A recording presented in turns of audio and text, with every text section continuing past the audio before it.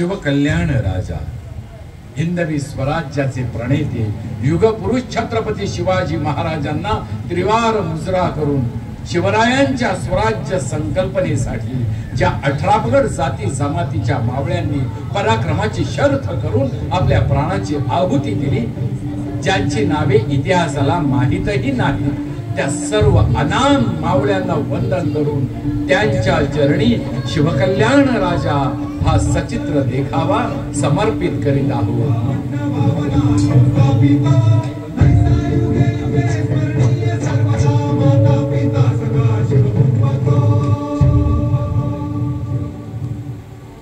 श्री नृपशाली वाहन शके 1596, शुद्ध ज्येष्ठ 13, शनिवार दिनांक 6 जून 1674। देशाच्या इतिहासातील सर्वात महन मंगल आणि भाग्याचा दिवस। याच दिवशी रायगडावर शिवाजी महाराजांचा राज्याभिषेक झाला। या शुभ घटनेला 350वे वर्ष सुरू होत आहे हे ऐकून पुन्हा एकदा रोमांचित झालो, भारावलोय। हो, मी प्रत्यक्ष पाहिला आहे तो अस्मितेचा आनंद सोहळा। हृदयात साठवून ठेवलाय मावळ्यांचा तो पराक्रम आणि स्वराज्यासाठीच त्यांचं प्राणार्पण। अनुभवलीये शिवरायांवरची त्यांची स्वामीनिष्ठा। आजही माझी छाती अभिमानाने भरून येते, गर्वाने मान उंचावते, कारण मीच आहे ताठ कण्याचा आणि मराठी वाण्याचा स्वराज्याचा एक शिलेदार। मीच आहे या सर्वांचा साक्षीदार। सह्याद्री, होय मी सह्याद्री बोलतोय। रामायणातील रामस्मृती म्हणजे आपली भारतीय संस्कृती। सीता आणि श्रीरामांचा पहिला पदस्पर्श गोदावरीला झाला, त्या दंडकारण्याचा महाराष्ट्र झाला। इसवी सन पूर्व 200 शतकातील शातवाहनापासून इसवी सन 1271 देवगिरीचा राजा महादेवराय पर्यंत महाराष्ट्राचं वैभव वाढतच होतं, परंतु घात झाला। विंध्याचलाच्या मागून आलेल्या अल्लाउद्दीन खिलजीच्या सैन्याने महाराष्ट्रावर आक्रमण केलं। आक्रोश उठला, कणा मोडला, देवगिरी बुडाली। राजा रामदेवराय शरण गेला आणि ही शरणागतीची अपमानाची परंपरा पुढे 350 वर्ष सुरूच राहिली। सुलतानशाही, अहमदनगरची निजामशाही, विजापूरची आदिलशाही आणि औरंगजेबापर्यंत चालत आलेली मुघलशाही, या जुलमी राजसत्तेत अख्खा महाराष्ट्र जळत होता, दुःखात निथळत होता। मरण तर थांबलंच नाही, आता मनही मरू लागले। क्षुद्र वतनासाठी मराठ्यांमध्येच हेवे दावे उभे राहिले। अभिमान संपला, गुलामगिरीच भूषण वाटू लागलं। या जुलुमाविरुद्ध हरपालदेव नंतर 350 वर्षात एकही मराठी शमशेर उपचली गेली नाही। अशा या घोर अंधार युगात पैठणच्या एकनाथांसारखे संत समाजाच्या चेतना शक्तीला आव्हान करत होते, आदिशक्तीला साकडं घालत होते। दार उघड बया, दार उघड। महाराष्ट्राचा शोक आणि आक्रोश पाहून बया जागी झाली। क्रांतीच्या उंबरठ्यावर येऊन उभी राहिली मूर्तिमंत सौदामिनी जिजाबाई। जिजाबाईंना डोहाळे लागले त्यावेळी त्या शिवनेरी गडावर होत्या। त्यांचे पती शहाजीराजे भोसले सरलष्कर म्हणून आदिलशाहीत होते।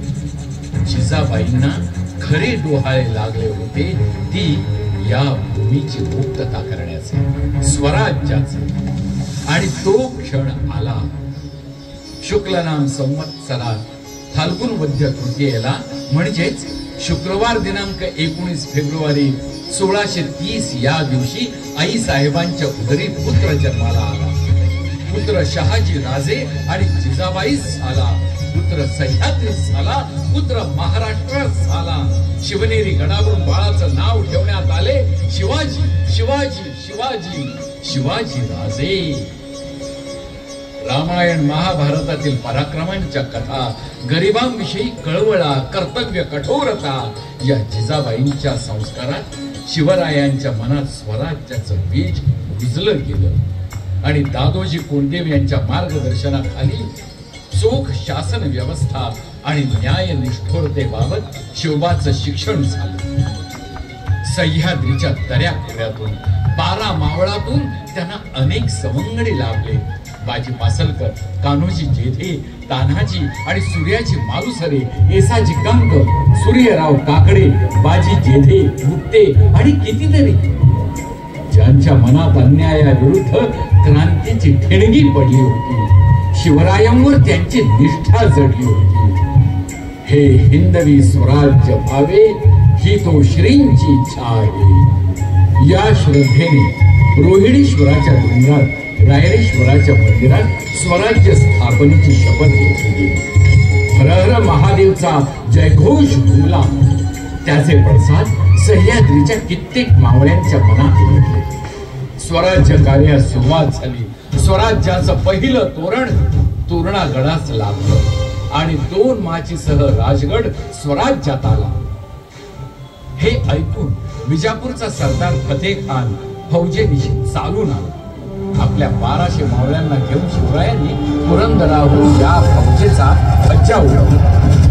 गनिमी काव्याचं अस्त्र माझ्या म्हणजे सह्याद्रीच्या रूपाने महाराजांना मिळालं.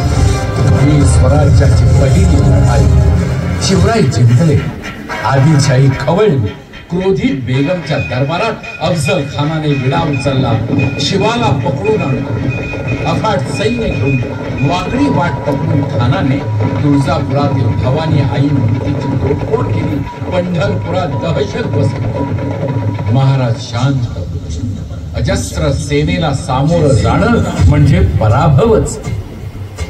खानाकडे पाठवलेल्या गंगाधर पंत वकिलांनी आम्ही घाबरलेलो आहोत, शरण आलो आहोत तुम्हाला, असा महाराजांचा निरोप दिला. जावळी प्रतापगडाच्या पायथ्याशी भेट ठरली. खान आपल्याला जीवे मारणार ही पक्की खबर शिवरायांना. शामी यान्यात खानाने शिवरायांना आलिंगन दिले, पण वार करून दगाबाजी केलीच आणि मग हातातली वाघ नखी महाराजांनी खानाच्या पोटात खुपसली. कोथळाच बाहेर काढला. खान कोसळला. वार करणाऱ्या खानाच्या कृष्णाचे वकिला शिवरायांनी तर खानाचा अंगरक्षक सय्यद बंडा याला जीवा महालेने ठार केले आणि मग दऱ्या खोऱ्यात लपलेल्या हजारो मावळ्यांनी खानाच्या सेनेवर झडप घातली. सैन्य पळालं. सैरावैरा झालं. अगणित संपत्ती स्वराज्यात जमा झाली. कल्याण, भिवंडी, कोकणचा प्रांत शिवरायांनी आपल्या कब्जात घेतला. आदिलशाही संतापाने पेटली. सरदार सिद्दी जोहरने पन्हाळगडाला वेढा घातला आणि इथेच व्यापारानिमित्त आलेल्या इंग्रजांनी तो गोळा देऊन सिद्धीला साथ दिली. गडावर 6000 मावळ्यांसहित शिवरायही होते. 4 महिने झाले वेढा उठेना. सर्वजण चिंतेत होते. एक धाडसी योजना आखली गेली. मोहीम ठरली. 600 मावळ्यांना आणि बाजी प्रभूंना घेऊन महाराज एका रात्री अंधारात गडुतार झाले. विशाळ गडाकडे कूच केली, पण ते शक्य झालं केवळ शिवाकाशी शिवाजी महाराजांचं रूप घेऊन खानाला फसवण्यासाठी त्याच्या तंबूत केला. इकडे महाराजांनी खानाचा विडा पार करून फार दूर निघून गेले होते, पण सुगावा लागलाच. मग खानाचं सैन्य पाठलाग करू लागलं. प्रभात समय एका खिंडीसमोर महाराज पोहोचले. खानाचा अफाट सैन्य दिसू लागलं. विशाळगड अजून 4 कोस दूर होता. बाजीप्रभू तिथे आले आणि कळकळीने महाराजांना विनवू लागले, महाराज गनिम अफाट आहे. मी 300 मावळ्यांसहित गनिमाला या खिंडीत रोखून धरतो. तुम्ही विशाळगडावर पोहोचल्यावर तुफानचे आवाज द्या. महाराजांना ते पटत नव्हतं, पण प्रसंग बाका होता. बांदल आणि देशमुखांच्या 300 मावळ्यांना घेऊन बाजीप्रभू देशपांडे लढले. मावळ्यांनी पराक्रमाची शर्थ केली. तुफानचे आवाज ऐकू आले तेव्हा बाजीप्रभू मराठ्यांच्या पराक्रमाने घोड खिंड पावन झाली. पावन खिंड ठरली. याच वेळी दुसरं संकट. मुघल बादशाह औरंगजेबाचा मामा शाहिस्ते खान पुण्यावर चालून आला. त्याने चाकणचा किल्ला घेतला आणि तो पुण्याची धुळधाण करीत दहशत पसरवीत लाल महालात राहू लागला. त्याला वेळीच हकलायला हवं होतं. हो, बेट ठरला. मोरोपंत, नेताजी पालकर आणि सोबत 2000 मावळ्यांना घेऊन एका रात्रीत महाराजांनी महालावर झडप घातली. अंधारात खानाची बोट तुटली, पण जीव वाचला. पण खान सैन्यासह पळाला. सिद्धीने आणि शाहिस्ते खानाने स्वराज्याचं जे नुकसान केलं होतं ते भरून काढणं गरजेचं होतं. आजपर्यंत शिवरायांच्या अनेक मोहिमा आखणारा स्वराज्याचा एक हेरा, हेर पथकाचा प्रमुख बहिर्जी नाईक यांनी आपल्या बहुरूपी वेशाने माहिती मिळवून आणखी एक मोहीम आखली, सुरत लुटण्याची. पण एक डाग लागला. कल्याणच्या सुभेदाराची सून नजराणा म्हणून महाराजांच्या समोर आणली गेली आणि त्याच वेळी महाराजांनी त्या सरदारांचा निषेध केला. त्या सुनेचा त्यांनी साडी चोळी देऊन सन्मान केला, माता समजून सन्मान केला. इतिहासातील हे एकमेव उदाहरण आहे की परस्त्रीला माते समान लेखणं आणि तिचा सन्मान करणं हे केवळ छत्रपती शिवाजी महाराजांनीच केलेलं आहे. औरंगजेबाची सोन्याची लंका सुरत लुटली गेली फक्त स्वराज्यासाठी. हो, हे ऐकून दिल्लीची मुघलशाही संतापाने पेटून उठली. कछवा राजपूत मिर्झाराजे जयसिंग आणि सरदार दिलेर खान यांनी अफाट फौजेनिशी पुरंदराला वेढा दिला. पुरंदराचा किल्लेदार म्हणजे साक्षात कालभैरव मुरारबाजी देशपांडे आपल्या 700 मावळ्यांसहित लढला, अखेर पडला, पण गड पडला नाही. रामोशांच्या अंगी जेजुरीचा खंडोबा उतरला. महार नायकांच्या रिद्धी आई लक्ष्मी कडाडली. कोळ्यांच्या मनगटात महादेव केदारेश्वर संचारला. पुरंदराचा हा रक्तपात पाहून मनोमन हळहळलेल्या शिवरायांनी 10ची बोलणी दिली. 23 किल्ले आणि 4 लाख होनांचा प्रदेश बादशहाला दिला आणि अवघे 12 किल्ले आणि 1 लाख होनाचा प्रदेश स्वतःकडे ठेवला. दिल्लीश्वर औरंगजेबाला शिवाजी महाराजांनी आपलं मन अर्पण करावं आणि त्यासाठी त्यांनी दिल्लीत जावं, यासाठी मिर्झा राजांनी महाराजांचं मन वळवलं. अभय मिळाल्यामुळे महाराज आपल्या 9 वर्षाच्या शंभूराजांसह दिल्लीश्वराच्या भेटीला गेले. पण औरंगजेबानं त्यांना सामान्य सरदारांच्या रांगेत उभं करून ठरवून अपमान केला. स्वाभिमानी शिवरायांनी जाब विचारला, पण भडकलेल्या औरंगजेबानं त्यांना कैद केलं. कैद नव्हे तर महाराजांभोवती मगरमिठीच पडली. राजकारण तर फसलं. आता या मगरमिठीतून सुटायला हवं, अगदी धाडसी योजना ठरली. महाराज आजारी पडले, अगदी मरणपंथाला लागले. दुवा मिळवण्यासाठी पिटारेच्या पिटारे भरून फळे मिठाई गोर गरिबांना वाटू लागले. आणि एक दिवस शत्रूच्या या कराल दाढेतून हजारो सैनिकांच्या पहाऱ्यातून ते सही सलामत निसटले. त्याच मिठाईच्या पिटाऱ्यातून सुखरूप बाहेर पडले. तारीख होती 17 ऑगस्ट 1666. शंभूराजांना मागे ठेवून स्वराज्यात आले. शंभूराजे गेली अशी खोटी आवई उठवून ते पुढे निघाले. पण त्यांच्या विश्वासू सरदारांनी 9 वर्षांच्या शंभूराजांना माझ्या कुशीत आणून सोडलं, अगदी बिनबुडफाट. पण त्याच वेळेला तलवारीला धार चढू लागली. पुन्हा एकदा मोहिमा सुरू झाल्या. स्वराज्य उभं राहू लागलं. गेलेलं वैभव परत मिळवलं. पण कोंढाण्यावर किल्लेदार राजपूत उदयभान राठोड ठाण मांडून बसला होता. जिजाऊ साहेबांनी इच्छा व्यक्त केली आणि तानाजी मालुसरेंनी विडा उचलला. कोंढाणा स्वराज्यात आणीनच. मोहीम ठरली. एका रात्री 300 मावळ्यांनी कड्या कपाऱ्यातून गड गाठला. हर हर महादेवच्या गर्जनेत लढाई झोपली. खुद्द उदयभान आणि तानाजी या 2 सिंहांची समोरासमोर गाठ पडली आणि झुंजता दोघेही एकमेकांवर शेवटचा वार करून कोसळले. महाराज गडावर आले तेव्हा गड स्वराज्यात होता, पण सिंह गेला होता. आणखी एका मर्द गडाने केवळ आपल्या 60 साथीदारांना घेऊन पन्हाळा सर केला. इतिहासाला अभिमान वाटावा असा हा वीर म्हणजे कोंडाजी फर्जंद. आणि सरनोबत नेताजी पालकरांनी दख्खनचा प्रदेश स्वराज्याला जोडला. विजयदुर्ग, सिंधुदुर्ग हे जलदुर्ग स्वराज्यात आले. आरमार वाढले, समुद्रालाही धाक बसला. चोहो बाजूंनी पुन्हा एकदा स्वराज्य उभं राहिलं. माझ्या कुशीतला रायगड महाराजांनी आपली राजधानी म्हणून निवडला आणि मी धन्य झालो. याच वेळी महाराजांना एक पत्र मिळालं. निश्चयाचा महामेरू, बहुत जनांसी आधारू, अखंड स्थितीचा निर्धारू, श्रीमंत योगी. जय जय रघुवीर समर्थ हा मंत्र महाराष्ट्राला देणारे, मराठा तितुका मेळवावा, महाराष्ट्र धर्म वाढवावा या स्वराज्य कार्यासाठी शिवरायांची पाठराखण करणारे समर्थ रामदास स्वामी आणि शिवरायांची भेट झाली. निस्पृह आध्यात्मिक गुरुला अत्यंत उदार आणि निगर्वी धर्मशिष्य लाभला. त्याच वेळी आणखी एक समकालीन संत देहूचे तुकोबाराय यांचाही स्वराज्यासाठी शिवरायांना आशीर्वाद लाभला. स्वराज्य आता सर्व जाती धर्माच्या लोकांना सुखी करणारे कल्याणकारी राज्य बनत होते.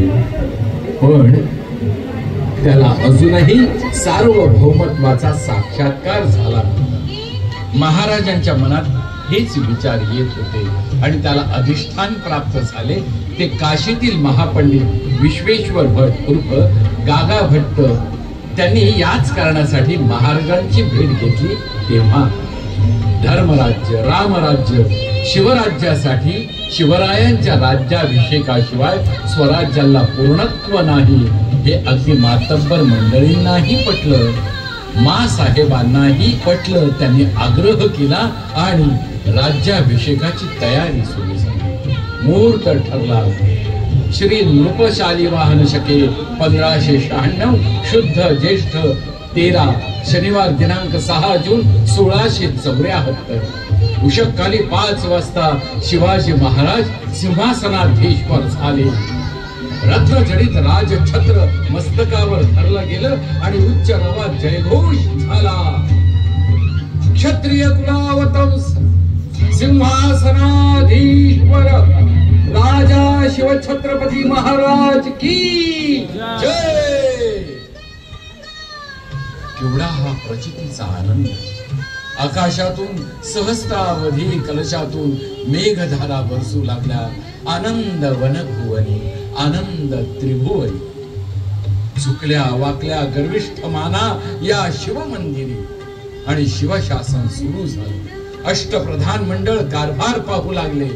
प्रतिपश्चंद्र लेखे व वर्धिष्णु विश्ववंदिता साहसूनौ शिवसैषा मुद्रा भद्राय राजते, मुद्रा भद्राय राजते.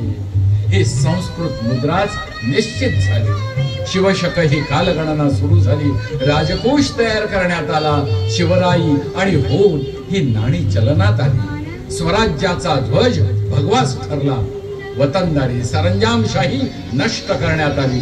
लाचलुचपत, वशिलेबाजी, शत्रूशी दलालीचे संबंध इत्यादी बाबतचा त्यांचा करडा अंमल सुरू झाला.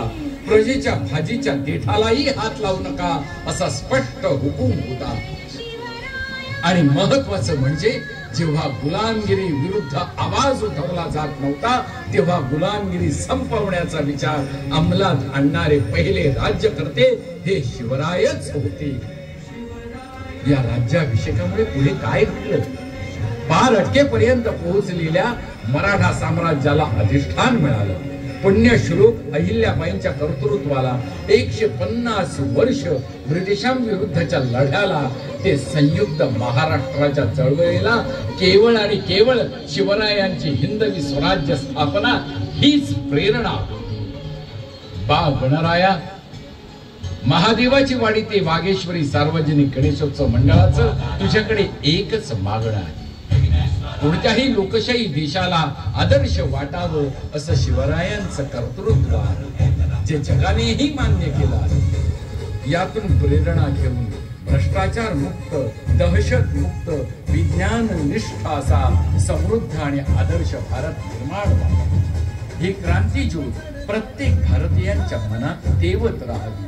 आपला ऐतिहासिक ठेवा असलेले गड किल्ले यांचं प्राणपणानं संवर्धन व्हावं यासाठी सर्वांना चांगली बुद्धी द्यावी आणि राजांच्या आदर्श अशा शासन प्रणालीचा सर्वांनी अंगीकार करावा असा आशीर्वाद द्यावा ही विनंती हा सह्याद्री आपल्याला करतो आहे. पावन करून घे महाराजा, पावन करून घे. श्री छत्रपती शिवाजी महाराजांचा विजय असो.